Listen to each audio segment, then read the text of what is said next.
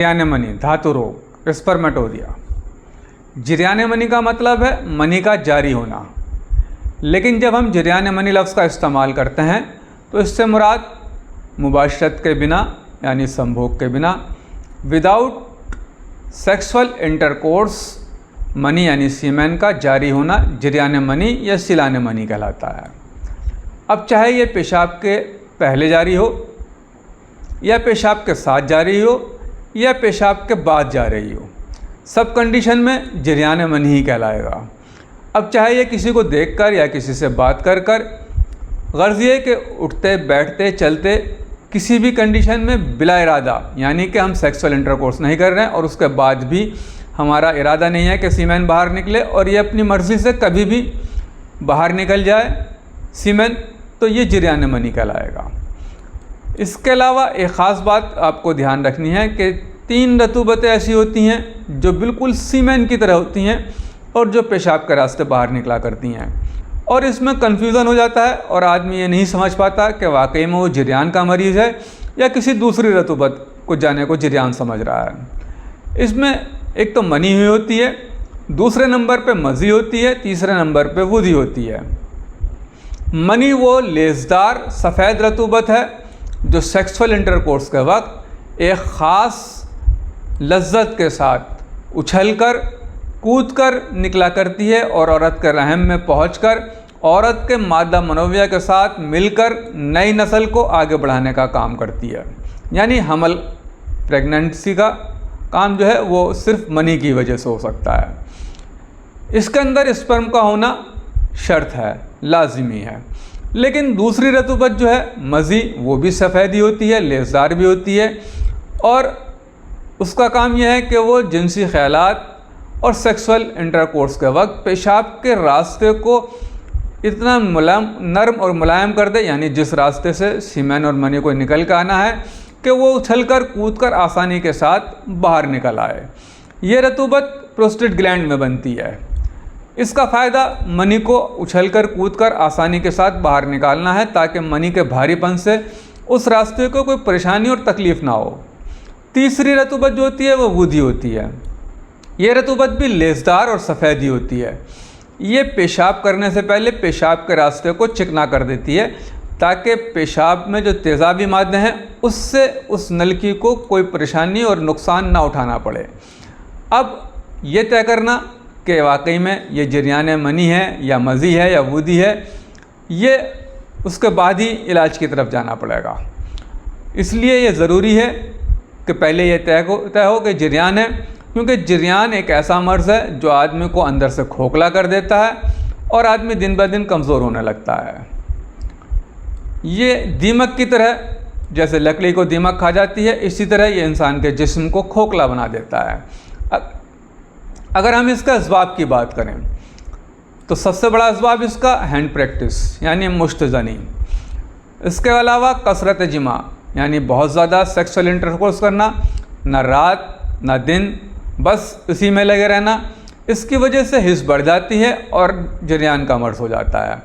इसके अलावा हमेशा सेक्सुअल बातें करना, उसी के बारे में सोचना, और ऐसी लड़कियों और औरतों से चैटिंग करना जिनसे सिर्फ सेक्स की बातें करते हों, या इस तरह की वीडियोस देखना जिसमें सेक्स करते हुए दिखाया गया हो, या इस तरह की कहानियाँ, स्टोरियाँ पढ़ना, या ऐसे माहौल में रहना जहाँ सिर्फ यही बातें होती हों, इसका सबब हो सकते हैं।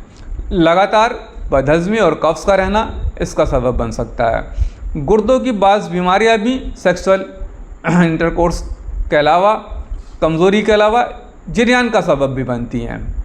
दिल, दिमाग और पट्ठों का कमज़ोर होना और इस तरह की चैटिंग करना, ख़ास तौर से आज के माहौल में, ये जिरयान का सबब बन सकता है। गर्म चीज़ों का इस्तेमाल भी इसका सबब बनता है, जिसमें गोश्त, अंडा, मछली, चाय, कॉफ़ी, गरम मसाले, इस तरह की चीज़ें। अगर आदमी अचार, खटाई का इस्तेमाल ज़्यादा करता है तो वो भी जिरयान का मरीज़ बन सकता है। इसके अलावा नशे की चीज़ें, शराब और भंग जैसी चीज़ों का इस्तेमाल, या आम जिस्मानी कमज़ोरी, मसाने में खराश का पैदा हो जाना, या कोई और यूटीआई इन्फेक्शन होना, या पेनिस यानी अज़ू तनासुल की सफाई का ख्याल ना रखना, या जिसकी वजह से बार बार हाथ उधर जाना, और जोश पैदा होना और सीमेन का बाहर निकलना इसका सबब बन सकता है।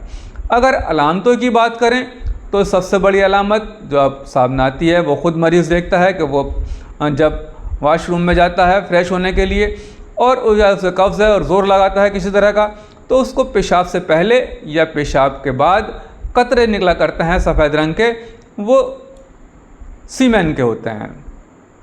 इसलिए मरीज़ को खुद ही पता लग जाता है कि वो क्या है।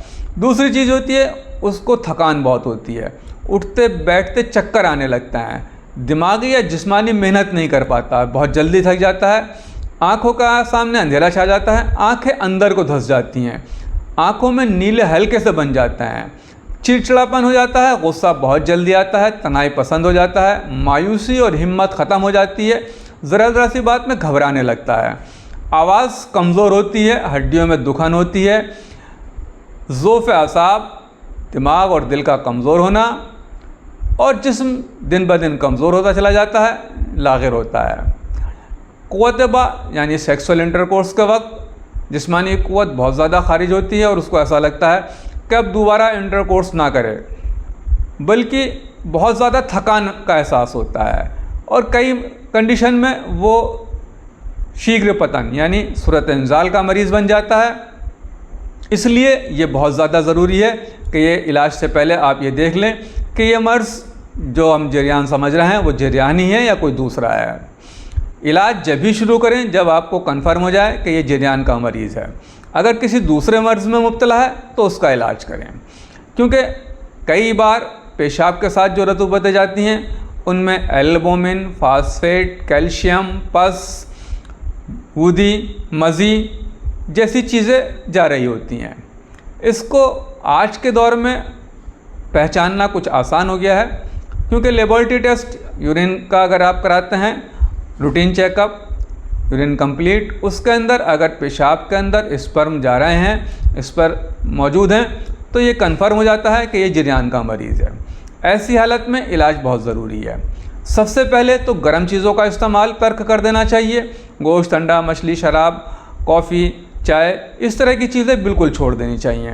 अगर कसरत जिमा का मरीज़ है तो उसको चाहिए कि वो सेक्सुअल इंटरकोर्स से बचे। अगर हैंड प्रैक्टिस की वजह बनी है तो वो उसको फौरी तौर पे बंद कर दे, रोक दे। अगर इसके सबब होमोसेक्स है उसको इस आदत को ख़त्म कर दे, पूरी तरह छोड़ दे। इसके अलावा अगर कोई नशा करता है तो नशे की चीज़ों को फौरी तौर पर छोड़ देना चाहिए, तभी इलाज मुमकिन हो सकता है। इलाज में अगर कसरत मनी है, मनी ज़्यादा बनती है, तो ऐसी दवाओं का इस्तेमाल करें जिससे मनी कम हो। अगर उसके अंदर हिद्दत, तेज़ी पैदा हो गई है तो उसको दूर करें। गर्ज़ ये कि असली सबब को तलाश करके ही इलाज करना फ़ायदेमंद हो सकता है। अचार, खटाई, तली हुई चीज़ों का परहेज़ करें, सादा खाना खाएं। इलाज के लिए कुछ दवाएं ऐसी होती हैं जिनको आप घर पे बनाकर भी इस्तेमाल कर सकते हैं। मैं आपको कुछ नुस्खे बता देता हूँ। नंबर 1, असलसूस मुकश्शर, गुलेनार, गुले सुर्ख, सुदाब, संबालू के बीज और सुदाब के बीज, इन सब को बराबर वज़न मिलाकर कूट छान कर सफ़ूफ बनाकर 10 ग्राम की मकदार में सुबह शाम शरबत बज़ूरी मोतदिल 20 मिलीलीटर को पानी में घोलकर इस्तेमाल करना बहुत ही ज़्यादा मुफीद और फ़ायदेमंद है। जरियान मनी को दूर करता है। इसके अलावा अज़गन, नागौरी, सतावर और बिधारे का सफ़ूफ बनाकर इस्तेमाल करना भी जरियान के लिए बहुत ज़्यादा मुफीद होता है। सतावर, संगे जराहत और बिधारा तीनों को कूटकर सफ़ूफ बनाकर इस्तेमाल करना जरियान के लिए बहुत ही ज़्यादा मुफीद है।